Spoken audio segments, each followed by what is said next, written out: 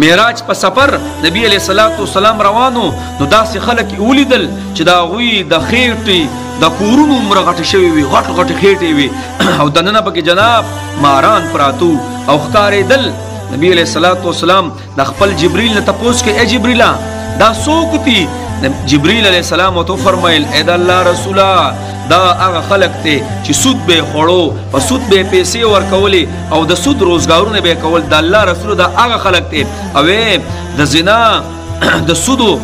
15 درجې دي او د ټولو نه پکې کمه درجه سره کمه درجه هغه دا د خپل مور سره چې سړی زنا کوي او هغه نعوذ بالله په خانه کعبه مبارکه کې الله اکبر کبیره. او سود کول دا